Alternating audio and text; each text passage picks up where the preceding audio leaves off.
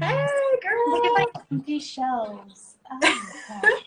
Let's view those empty shelves. Mine are full, so I'm feeling Yeah. good about it. Hi, guys. Mata showed up, but she'll be gone any minute, but we appreciate your support for any Thank amount you of time that you so can tune much, in. Mata. For anybody who doesn't know, Mata is our hype woman. She's Yeah. greatest. Although I have to plug her in here. Once I forced her to translate so much of my book, and she did it so quickly and so, like, she didn't even complain, and now we're best friends. And yeah, so I just like to plug her whenever I can because she's kind. Writers supporting writers. That's what we're all about. If anybody needs bad Spanish or bad English or bad French or bad English. You already said that. I know. That's how bad I am at it. I'll try. All right. Oh, Well, look, you pinned a message. Okay, sorry. I'm with it. okay, let's get going then. Sorry. I just want to point out, I got a new mug and it is themed for this week. It says, "Put on a kilt and call me Sassenach." So anyone, feel free. Just saying, anyone. I got a new mug and it says it's just a phase and it has the moon all over it. Oh my! Let's hope that's what you want. Is not just a phase. Huh, kidding. Okay. Hey there, everyone. And welcome back to So You Wanna, a show for writers by writers. For those of you who have been living under a rock and not tuning in, which why not? Meg and I created this show as a way to reach out to all of you wonderful authors out there, as well as build a community that we can all thrive in. Not only do we want to build a community, we want to help bring your books into the world. Okay, it's been a couple of weeks, so in case you forgot, I'm Elle, and I'm still dreaming of going through the standing stones in Scotland and meeting Jamie Fraser. I'm also the author of 2 contemporary romances, Colorglen and For the Love of Art. You can also read my poetry in my self-titled book, Elle, a Book of Poetry. Be warned though, poetry is about the only thing that I can write dark, so I warned you. It's very sad. Anyway, it's all free on Wattpad. Meg, do your thing, girl. Howdy, howdy. I'm Meg, and I am secretly a duchess. I am the writer behind Miranda Writes and the espionage romance Birds and Bullets. Sometimes I also write really sad poetry, but it's really more romantic, except, okay, yeah, no, I have an entire book about my dad, so that's just sad. But yeah, I write poetry as well.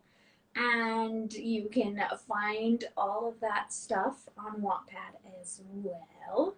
Or you can just search Megan Alexandra in pretty much anything, and I will come up.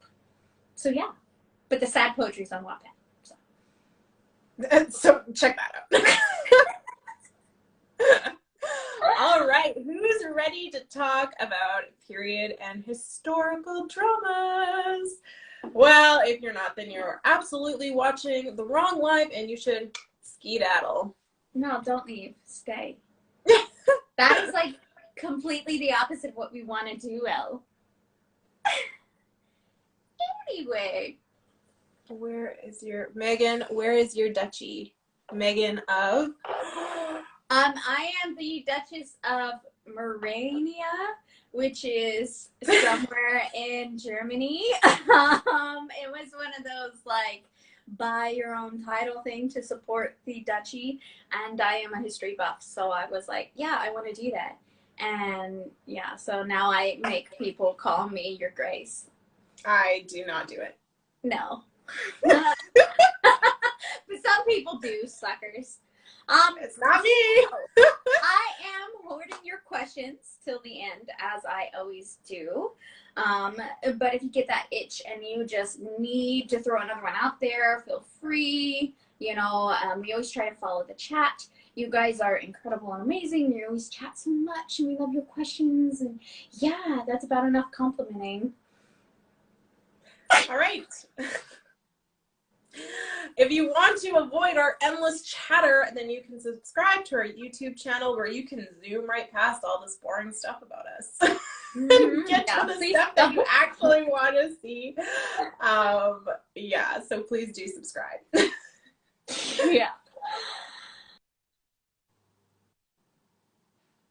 Uh-oh. I think we froze. My internet's the worst. Who froze? Uh-oh.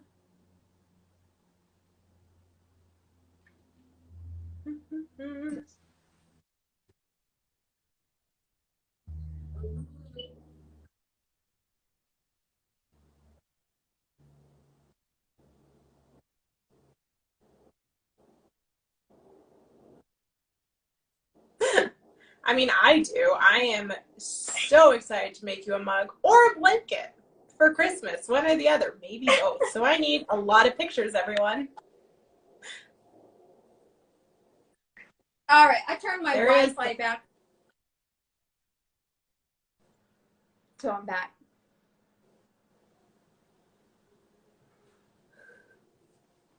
You good? Okay. I think so.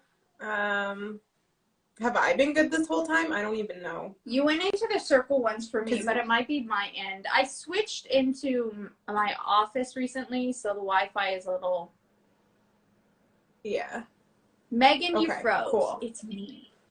Hang tight. Okay. Oh no. I'm alone again. I'm sorry, guys. I feel so flustered when I'm alone because I don't really know what to tell you guys or what to say. Hi.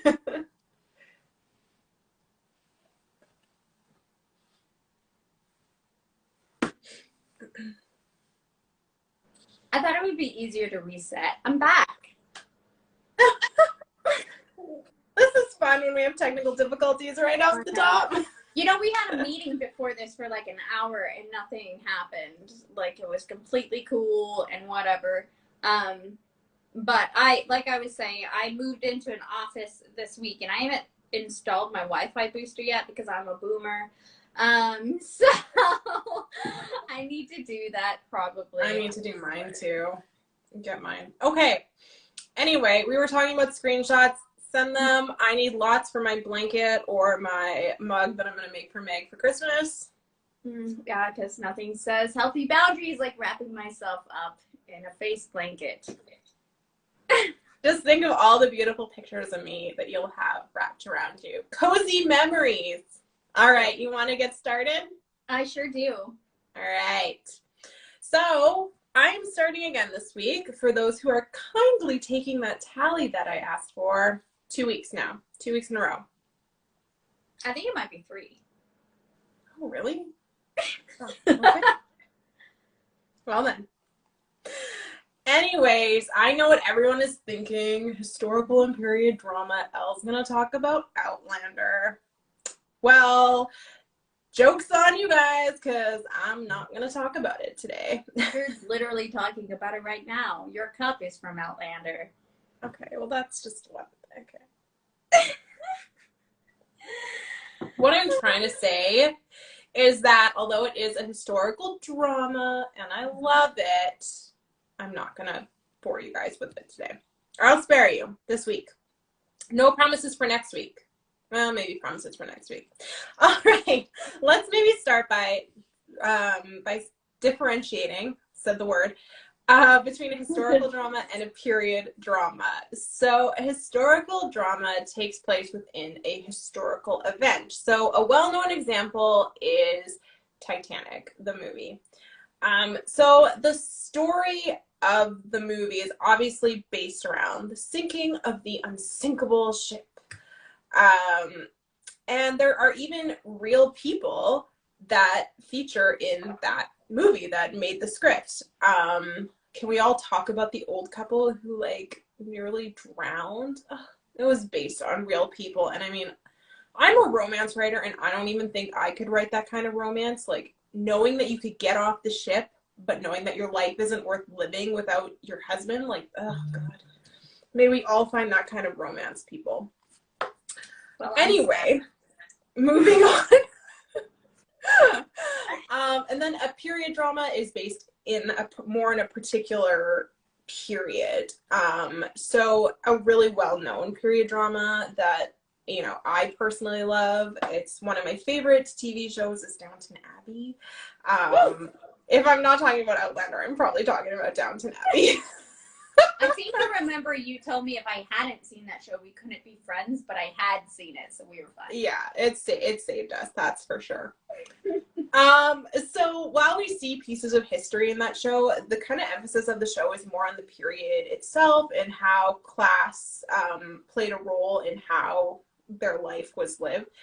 But yeah, like you do see pieces of history because obviously if you're writing in a period, you're going to see pieces of history. So for example, in Downton Abbey, the whole series kicks off with the sinking of the Titanic. Then in season 2, we kind of move through World War I, and then we kind of see this Spanish flu ripping through the Abbey right after that. So like you see pieces of history, but it's not really like the emphasis of the show is not on those pieces of history. Mm-hmm. So that's probably enough about period dramas because Meg's going to kind of cover all that for you guys. So let's kind of move into actually writing a historical piece and fictionalizing it. So when you write a historical drama, the biggest piece of advice I can give you is know that historical time and person really, really well.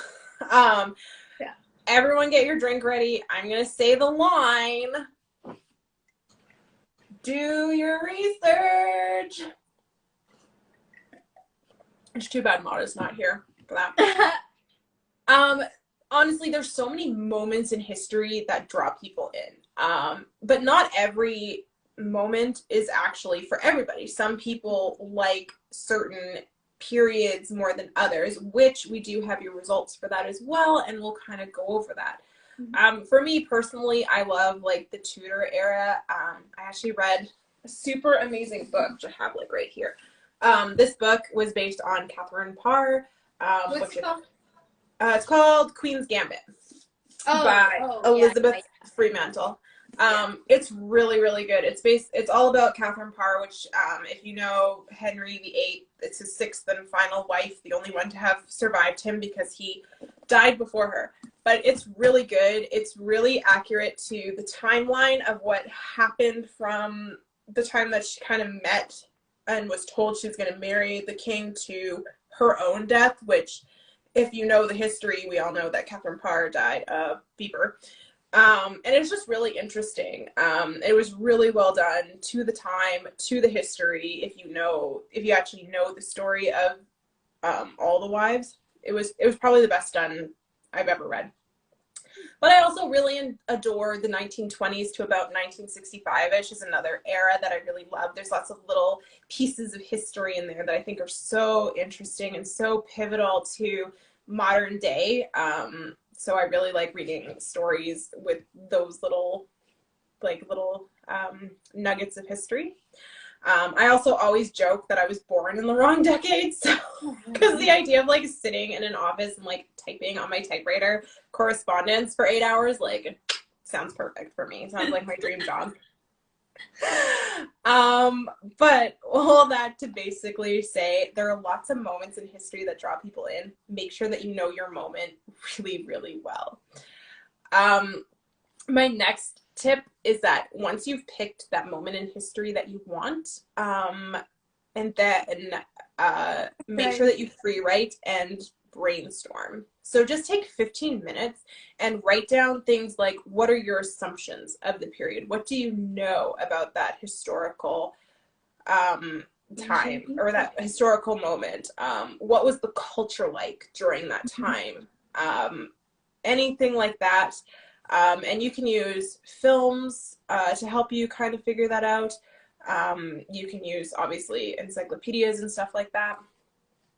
Just anything, just make sure that you kind of just do a quick little brainstorm of what you do know, and then that'll help you fill in some gaps that you may have. And then find a way, an interesting way into this moment. So use facts about this time as like a backdrop for your character, and make sure that whichever historical moment you choose has a meaningful impact on your characters' lives. It cannot just be a whatever thing. It needs to hold importance. Like, for example, in Titanic, obviously the sinking of the ship played a very pivotal role in Jack and Rose's love story because one of them ended up dying. So, like, their whole idea was to get off the ship together, and they didn't. Oh, sorry, spoiler. Who hasn't seen Titanic? All right, so grab that drink again. I'm going to say it one more time. Do your research. I was writing. Like I said, know this historical moment inside and out. Like, you should be able to recite it to somebody who asks. That's how well you should know it. And finally, world building is not just for fantasy novels. You're gonna have to world build here a bit. Don't skip out on knowing the historical details of what, for example, New York City looked like in 1920 versus 2010. You know, there's a big difference there. Make sure that you know it. All right, that's enough about history. I think I saw some questions coming in, so maybe we'll do those, and then Meg, you can go. So Sky's members say that there is a really good show that follows Liz the White Queen. I think I've heard of that. That's called White Queen. Oh, I've seen that. That was really, really well done. Yeah. That was really good. I really liked that actress. That I just want to throw in here, a historical one is The Crown. I think that's really well done. And also, the Queen actually watched it and said, "Wow, some things were a little dramatized for television." She thought it was, you know, well done. So, I mean, that seems like the best praise you're going to get on that, and I enjoyed that. Which, I mean, whenever you are writing something historical, just know that, like, even though you are sticking to the history, you are going to have to dramatize stuff a little bit because no one's there to read an encyclopedia. They're there for, you know, to kind of, you know, I guess enjoy the drama a little bit. Like, they're not, like, they don't want it to be dry. You're not reciting history. We can all pick up an encyclopedia for that. Basil said, watch lots of documentaries. Yep. And then really also he says, I wish the Titanic had real characters rather than inventing Jack and Rose. I watched a documentary on the Titanic. There were so many awesome people. Yes. It's like true that they did use some real people. But they did some, but they centered it around fictional it's a drama characters. And it's a romance, so it was really more about Jack and Rose. Yeah. But I actually agree. I feel like it would be fun to do a Titanic movie actually based on someone who was there. Yeah. Cool. Because there were a lot of really fascinating people on that ship. Yeah. Book series, Meg. Okay, my bad. I also saw a question earlier. I'm just going to see if I can find it. I'm sorry. I thought it was a question. There was a question to both, by the way. What period of history do you like reading / writing about? Okay, those are different for me. So yeah, I've actually, funny enough, I've never written a period piece. It's always kind of interested me to do, but I haven't done it yet. I mostly write contemporary, I just write contemporary. Let's be honest. And but the period in history that I really enjoy, obviously, I really like the Tudor era. I think that was a really interesting time in history. I also really love like England and that whole area. Right after high school, I spent some time in England, and it was just the coolest place. And then I also really like I said, like the 1920s. I really love books that are based in the 1920s. Those really get me for sure. So as far as reading goes for me, I really like to read the Prohibition era. And specifically like the the criminal side of the Prohibition era, like the Mhm. bootleggers Yeah. and stuff. That is a really good I time, yeah. will almost always read any book that slides into my DMs that comes from Prohibition. Like, I don't know why. It just, I love bootleggers. Western. I like Westerns a lot. So Old Wild West. And then I like to read and watch and write Regency. I will say I am currently writing a Western, but I'm not sure that I like it. This is new for me. I did the first story that I actually ever wrote on episode was a Regency. So I like Regency, and I've never written Prohibition, so I'll just leave it at that. You know what? I guess on episode I did write a period piece to a degree. Yeah. It's kind of like a fantastical period Yeah. piece, though. So, and it was kind of like, it was like pseudo period because Yeah. I kind of got to play. But yeah, my friend and I wrote a story called Parallelogram where the two main characters kind of like went into different times. And so the character I was writing went into like this kind of pseudo fantasy world. So yeah, but it was kind of like medieval based ish. Yeah. So I guess I kind of wrote a period piece, but it wasn't like, if I wrote a period piece, I think I'd really want to delve into that period. Yeah. Well, this was just an episode thing. It was the first story I wrote on episode, and it was called Love and Scandal, and it was Regency, and that was it. I really want to find it now. It was like a Christmassy romance, whatever. I want to find it and read it now. It's on you there. You read all my, well, not all of it, but you read my recent. Yeah. I actually thought about rebooting it for Wattpad. Because it's done. I had the story and everything. But we're getting off track.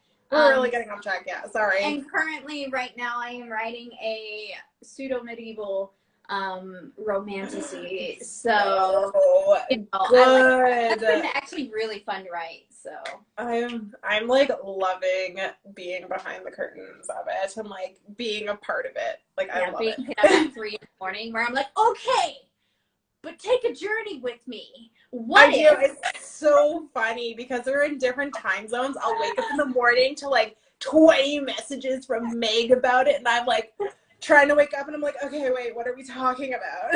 Mm-hmm. Yeah. It's okay. Good though. Yeah. I'll talk about period drama now.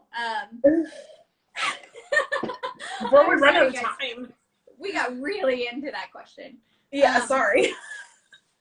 So, if historical drama is a story that takes place during a historical event, that means period drama takes place in, a period of time.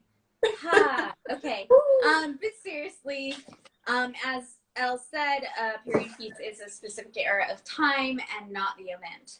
Of course, it can have the events in it, but it's not strictly based around that. It's not really, it might be influenced by those events happening, but that's not the central point of the story or the characters. So, as a writer, I find that this half period over historical is, as me as a writer, I can't say this for everyone else, but I feel that it is easier to, I guess, maneuver in because you're not exactly tied down by facts.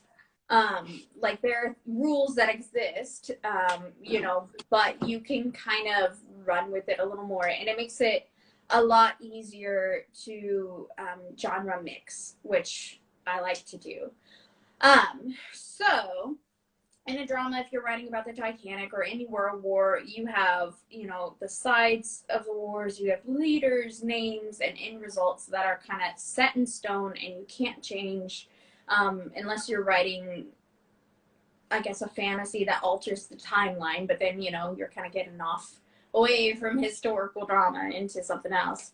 So you're kind of mixing at that point. You're right. Mixing your genres a bit. Good to do, but, I'm talking about a strict piece here.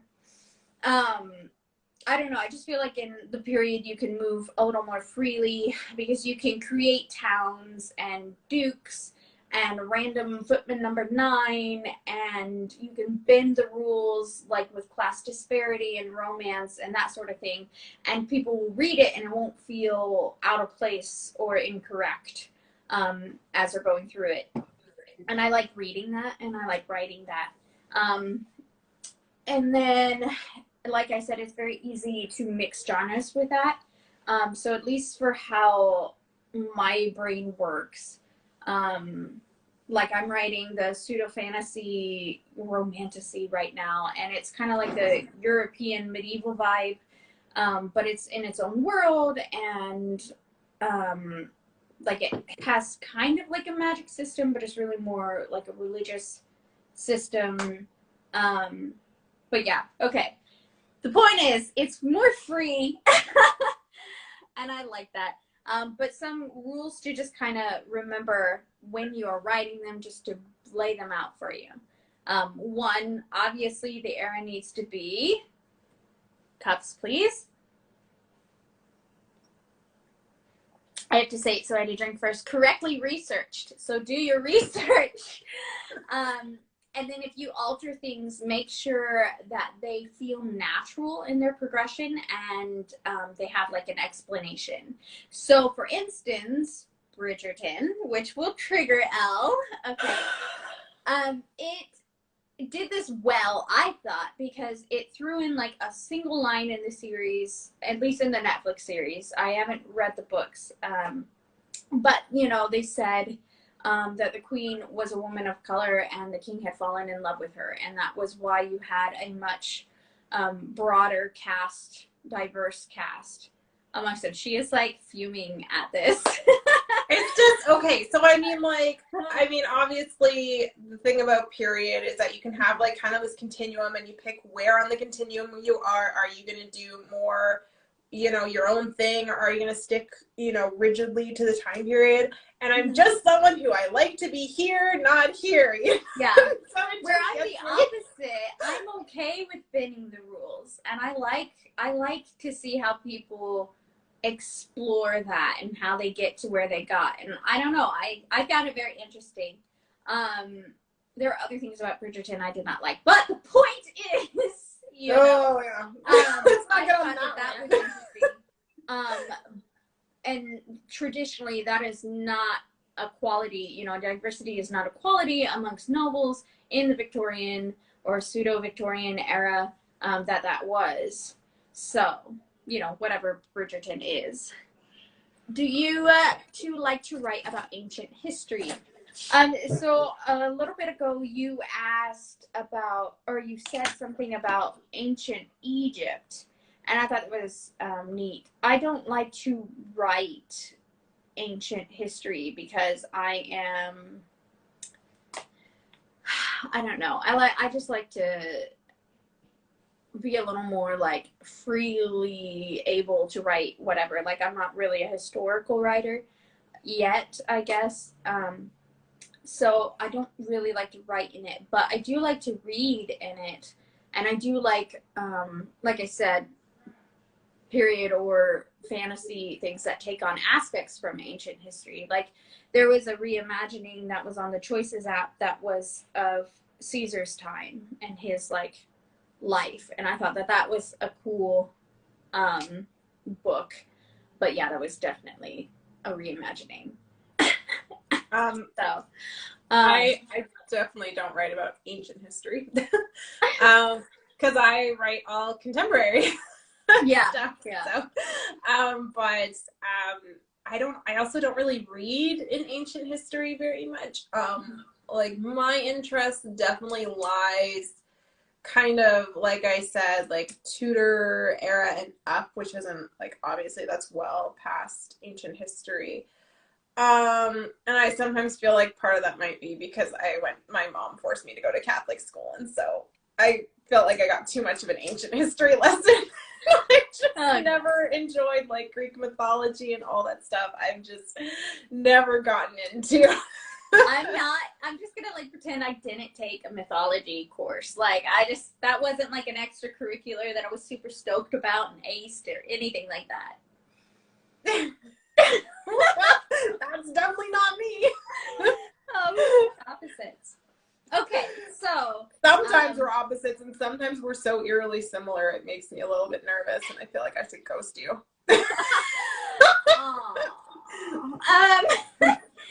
So if one is do your research, drinking.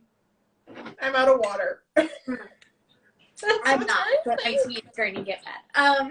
2 is remember that you know more than you think, and so kind of like what else that just rewrite what you're gonna, you know, what you want, what you think, what your initial impressions are. You can even ask somebody, hey, when I say medieval, what do you think? You know, and then that's just kind of gonna be like this crazy mess of notes that you can just pull from later. And then just make sure that you fact check if you're, you know, dealing with rules and society and stuff like that. Fact check as you go for pivotal story arcs or character interactions or, you know, events that happen in your book. And then 3 would be sure to label your genre. So if you're going to be pseudo-Victorian like Bridgerton, or you're going to do a fantasy or whatever it is, reimagining, be sure that you tell your readers that, because like Elle said, she likes to be on this far end of the spectrum and I like to be over here. So you're going to get some potentially unhappy clients who are going to be like, what the is this, you know? So don't do that. You know what? I feel like I need to say I watched Bridgerton and it's not like it was awful. Like I enjoyed many aspects of it. It's just like, from a perspective of like, what am I going to pick? Like if you put like Bridgerton or Gentleman Jack in front of me, I'm always going to go for like Gentleman Jack, which is so well done. I can't even begin to express how well that show is done. Oh my gosh, watch it, people. So I mean, it's not like you're not going to get those readers who like that, but it's like you should warn them that they're walking into that. I did not realize that with Bridgerton. I wish someone warned me. Megan. I liked Bridgerton quite a lot. There was just that one thing. We can't talk about it. We're gonna go on a tangent. There was like I did not like the consent issues, but it's fine. Okay, moving on. 4 is, if you are following the era, be sure not to graze over important, even ugly parts of history. I know that you want to be inclusive and, you know, reimagine stuff and whatever, but if you are writing in a certain genre, then you need to follow kind of the rules and expectations of those, at least some of the like base core ones, because, you know, readers like Elle want to be there for the good and the bad. And if you're unsure or you're nervous, you can look into something called sensitivity readers. Those are kind of like beta readers, but whereas beta readers are there for your grammatical and your sentence flow and your like overall vibe, sensitivity readers are there to make sure that you're correct and you're, you know, avoiding stereotypes and that you're basically not being a dick. So, you know, there's that. 5 is be descriptive. I think that this is your words. I know I'm that person that always says, mind your words. I feel like this is the biggest part that separates your book from anything else you write and from anything else you read is, you know, kind of the vibe that you're giving off. If you want more on that, you can watch our episode called Mood.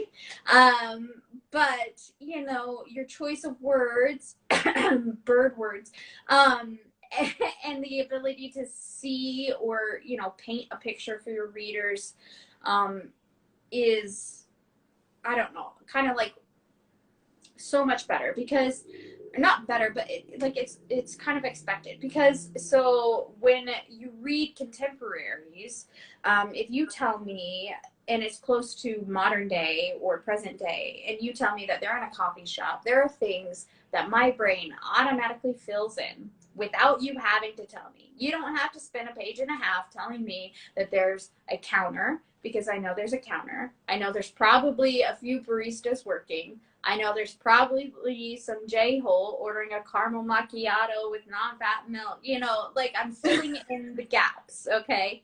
But if you tell me that they're standing in the royal stables and I am not a horse person or I'm not a history buff and this is my first, you know, exposure to that, I don't know that the saddle is hanging on the wall. I don't know that there are cots in the back, you know? So just something to be wary of. And then going off of that, make sure that your words match the era. So don't use overly modern verbs or words or even slang, which kudos to Elle who caught that in my Osler's book. I can't remember what the word was, but I used it and you were like, this is weird. Oh, no, it was you. Yeah, you said the word anxiety, which at the time, yes, how they described it, because it would have been melancholia. So, yes. So, making that change kind of made it flow a little better. So it had more of the like kind of gothic feel. So we can also add, make sure that you know medical terms because they're different. Like what we know as a stroke today wasn't called a stroke, 200 years ago, right? So like just making sure that you know all those terms and stuff like that, and just researching it. And then watch your language as far as how people talk to each other, because class disparity, depending on what period that you're writing in, will lead way in era to era, from like commoners to noblemen, or just like different parts of the city where they live. So just remember that. And then couple final thoughts here. I'll stop talking, I swear.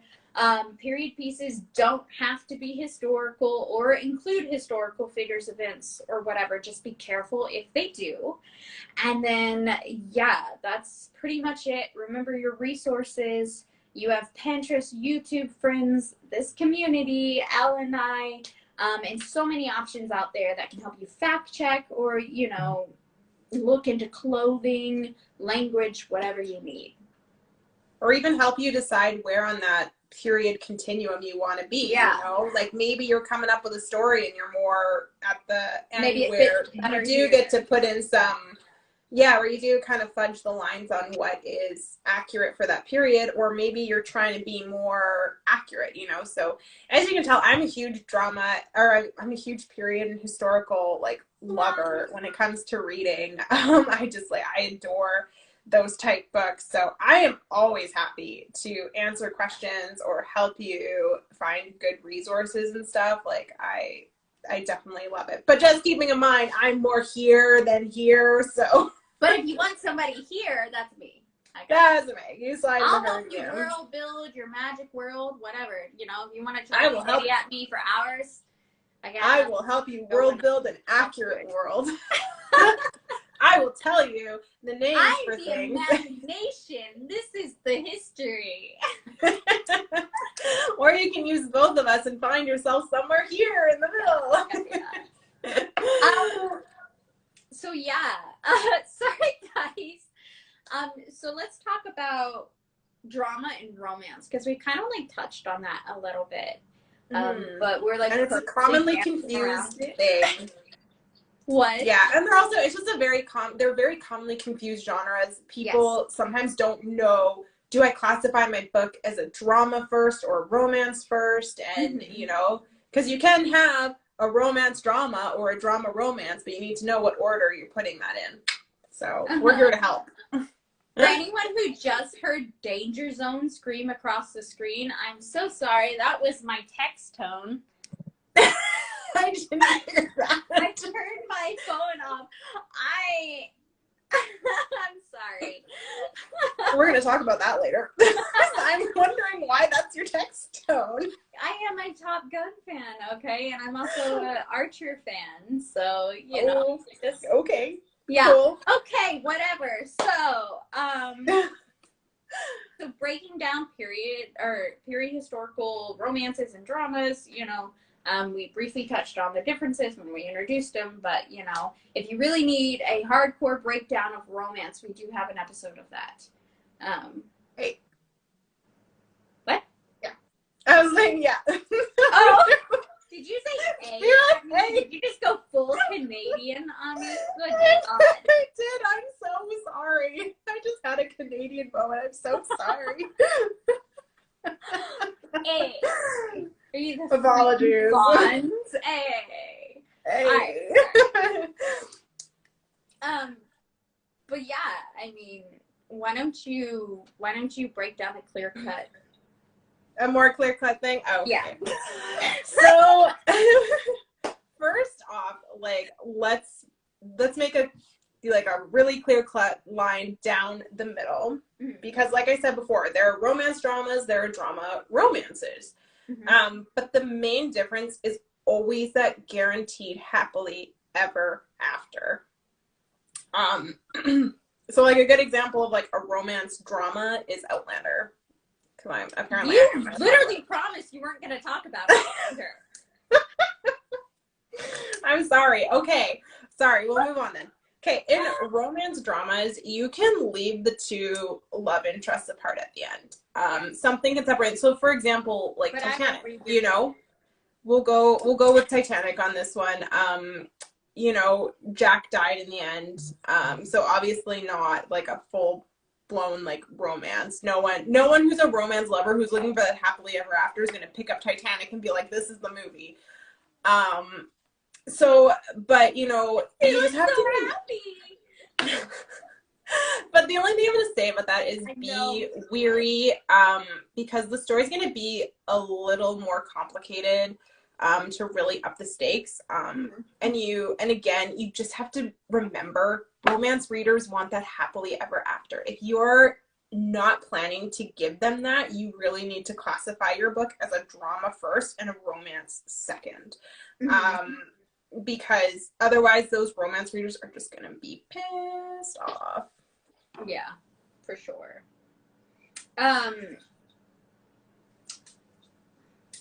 Sorry, I was thinking about all this. Craig yelled spoilers, and I was just thinking that was funny. Anyway,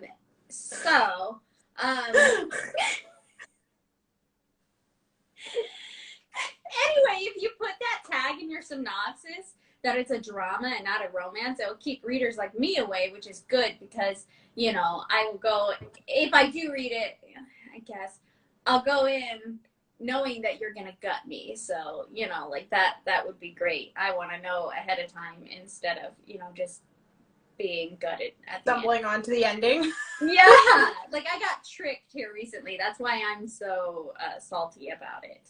And then, like, so let's talk about the typical drama and, you know, breakdown. Like I said, if you want the romance, how to write a romance, we have an episode of that. It's called Romance. And Elle goes through and breaks down the 11 steps to how to write a romance and the different plot points and stuff. But for a drama, something that you should be aware of is that it's really going to fall more under the standard you know, status quo, rise to action, climax, and then fall breakdown. And I mean, you can genre mix and follow like the romance in there and whatever. But the bones of it are going to be, you know, like the structure that you will see in the, hey, here we go, kind of like a roller coaster, guide there.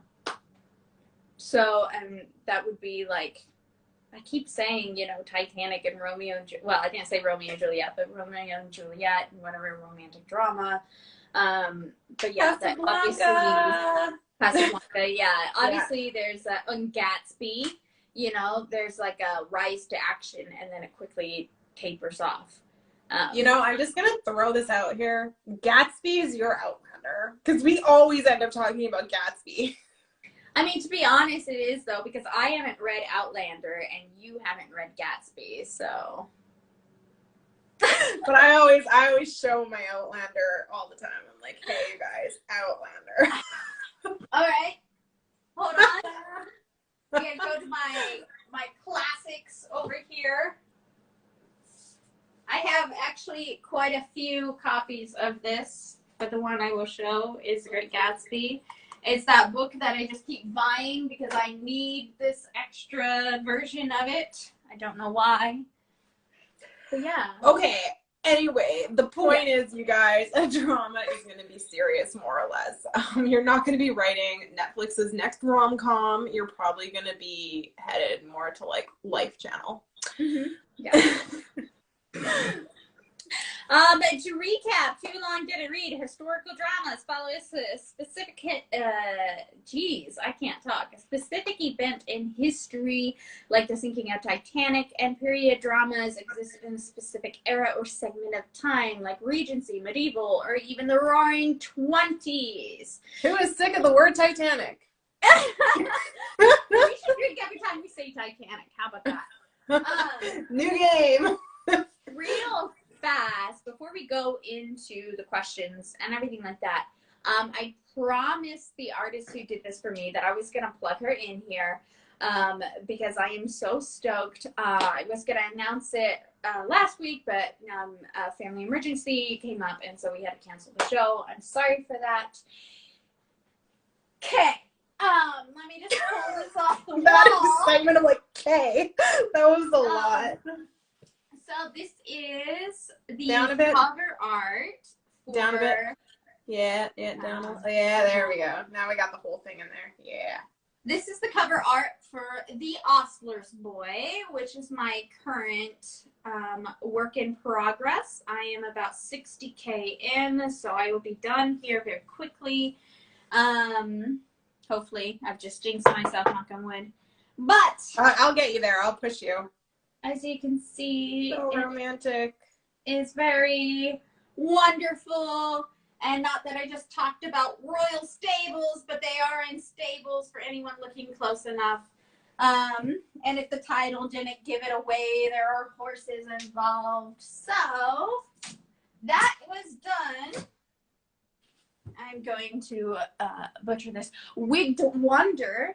And she's really great. And you can follow her under my followers or following pages there. And I will make a story post about it so you guys can see. Also, she did Miranda rights as well, but I'm not showing you that one yet. So we're just excited. I am super, super, super excited for this book. We have been talking about it since like around my birthday, which is the beginning of April. So nice, Greg. Yeah, I am super stoked. I feel like I've been working on it with you for months, even though I'm not writing it. I'm really just here for moral support and like, yeah, that sounds good. Or what the heck? Why did you write anxiety in a medieval piece? The best part of this, though, is that this started as me.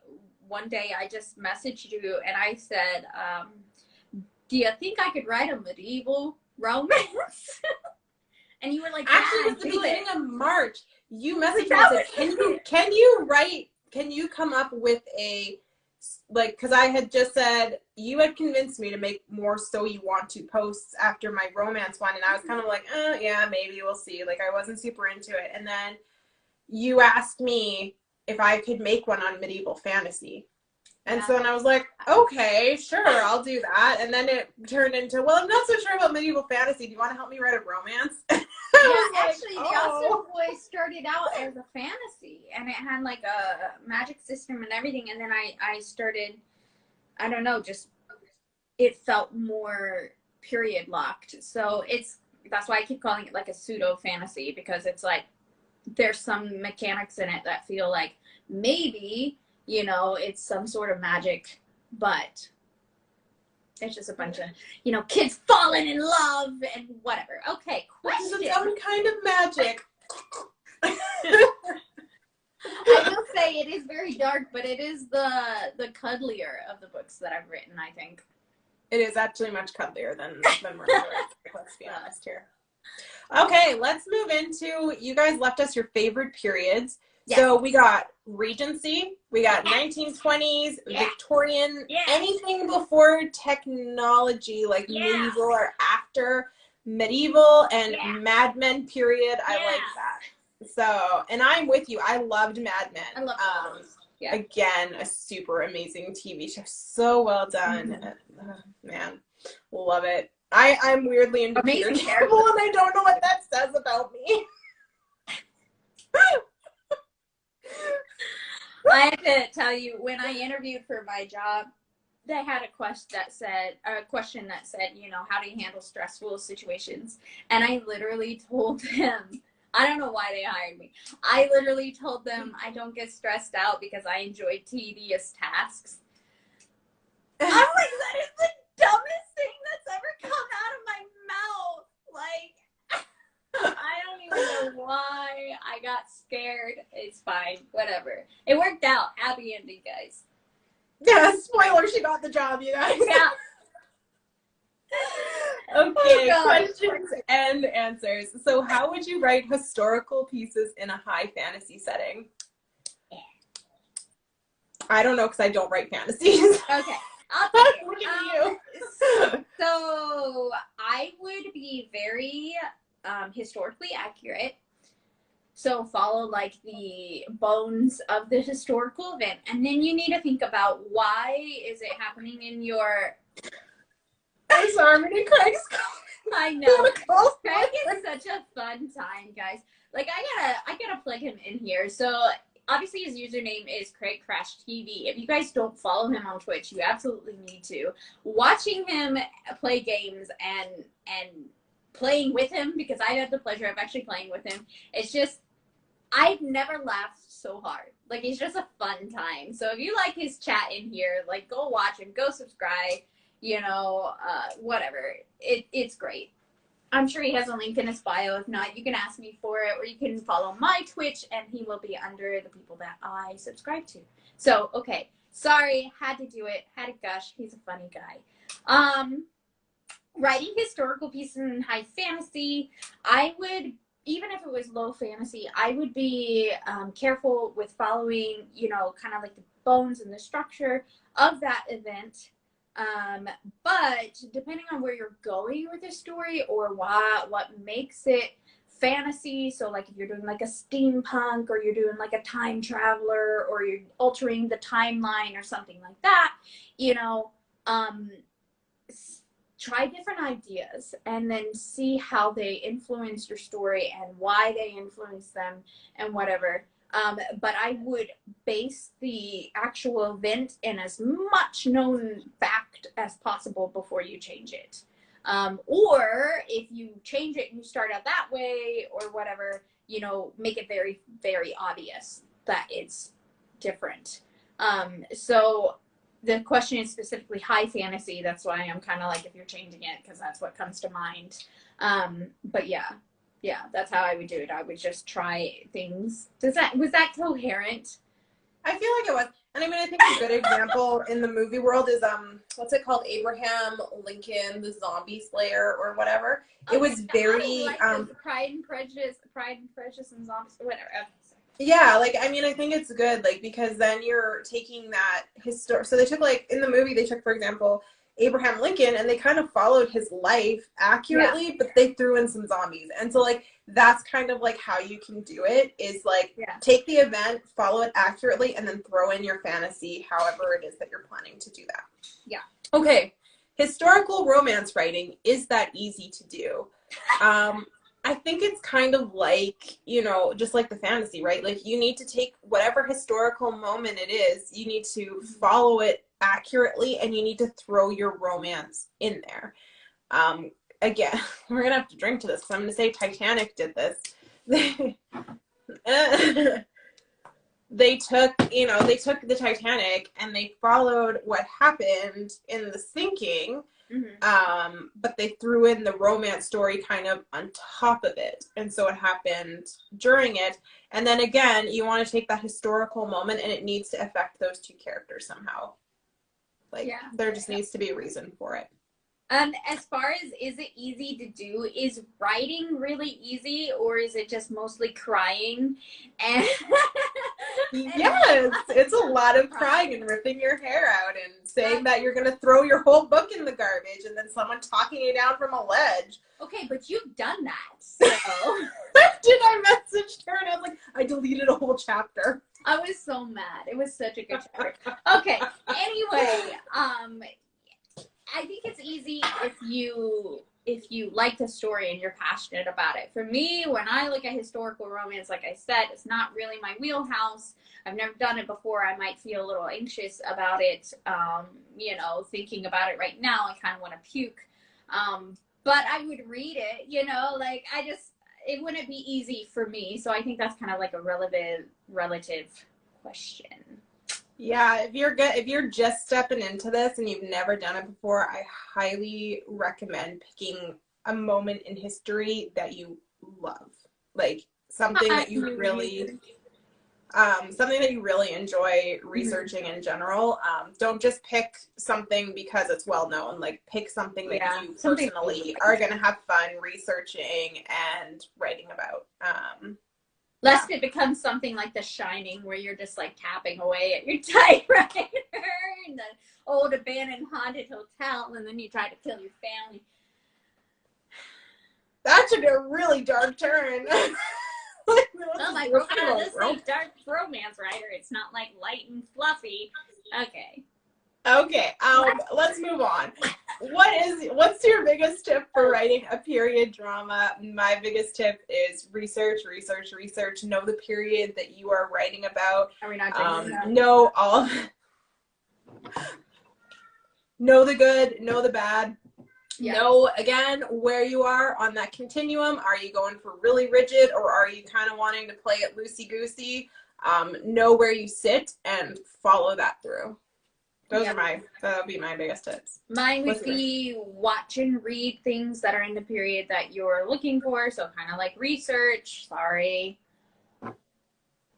also, wow, that was still in my mouth. Sorry, guys. But I'm such a lady. Well, now we know you're not really a duchess. I am, though. You have to call me. Okay. I'm sorry. Yeah, so doing that, and then, just kind of, I don't know, vibing with it and writing it out. Don't be afraid to try different things, and then, build yourself a team of friends or beta reader, or find yourself someone who enjoys the era and brainstorm with them, because that has been, I know that not everybody has that best friend who enjoys the genre that you're writing in. I was very lucky in that, but that has been so detrimental to my, not in a bad way, good. It's been so good. I was gonna say, what? Not detrimental. It's been so impactful to my ability to write this book, is because I can kind of try new ideas and be like, hey, what does this feel like? Or does this seem out of place? Or whatever. Yeah, I remember one time you were trying to do something kind of romantic, and I had to say, for the period, I was like, this is going to look highly sus. So I think that you should change it to this, because this will look, and it works better. Yeah. And it works, but it just, it makes more sense for the period. And so sometimes having someone who's not afraid to tell you that, if I wasn't a good friend, I would have been like, yeah, go ahead and do that. And then some reader would have come along and been like, what the heck, this is a period piece and this doesn't make sense to the period. So it's me, I'm the reading comments. But what I'm saying is that, if you are looking for someone, look for someone who's not afraid to tell you when you've done something that maybe doesn't make sense, or, they're kind of like, I just don't, as a reader, I don't like this, Yeah. And you as a writer need to not be too sensitive to that either, because they're not saying that to be mean. Somebody said to me once, if you're not able to accept criticism, then you're not ready to publish your book. Right? Mm-hmm. So, you need to be to the point as a writer. You need to be open to criticism. Nobody likes it. And I mean constructive criticism, not like, hey, you suck, girl. But I have gotten those, I've gotten lots of those where people have said that to me. Because of this, that's constructive. No, but you need to be open to feedback, good and bad. Because ultimately, and the reason why we created the show is we want to make good books. We want to make your book better. We want to make our books better, and we, want them to work. I don't know. That sometimes I start a sentence and I don't know where it's going. So when you text me and you say, I had two things, one, and then the second is I completely forgot. I forgot. Thanks for that. Now it's going to bug me because now I wonder what it is. We'll find out. Okay. All I remember is that it was very important. Yeah, and he's still killing me because I'm like, well, what was it? All right, sorry, guys. Good. I'm good. All your questions out, comments, everything. Guys, do you have anything left before we get out of here?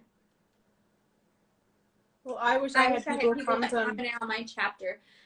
Send me your stuff. I'll comment. Mhm.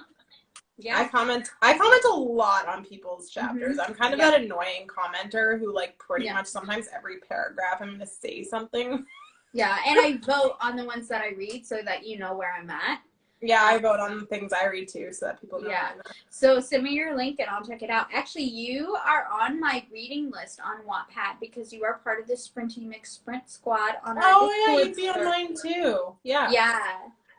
So I think your username is the same as it is here, Skies of Embers. So if anybody wants to go and comment on Wattpad, go, you know. Do it. Yeah. All right. Well, that seems like it. Mhm. Okay. I guess People I'll are be sick the of us. Debbie Let's get out of Downer here. today. I'll be the Debbie Downer today, and I'll end tonight's show. But I wanted to thank you guys all so much for coming and supporting us every week. I see the same faces. I see new faces. I see people introduced to new faces. You know, people hit me up and they say, hey, I'm bringing my friend, and that's amazing. So we couldn't do this without you. If you're new to our family, welcome. If you're not, hi, hello, I guess. I'm just kidding. It's nice to see you again.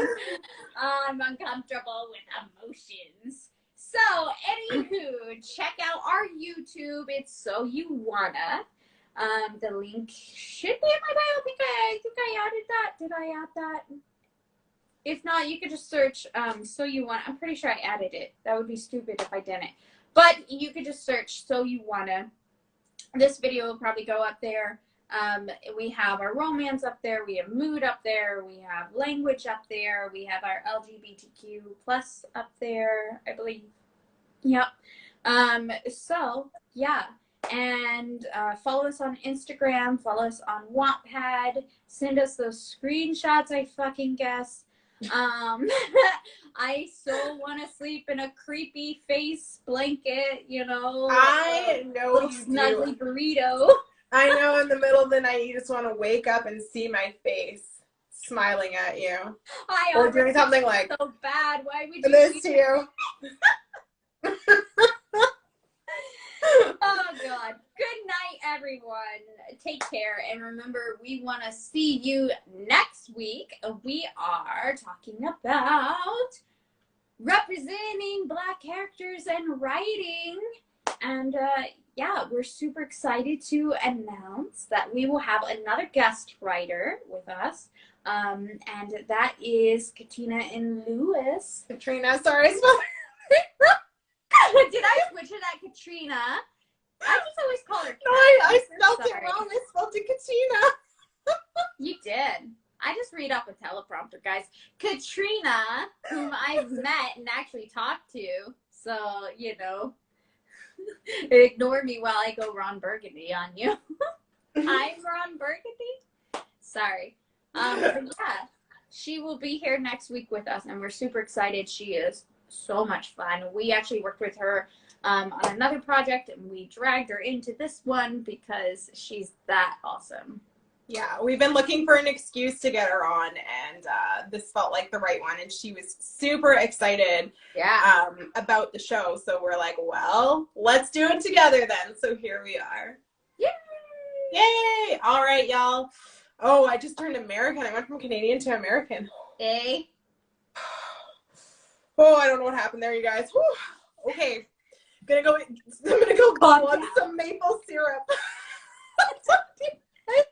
Bye.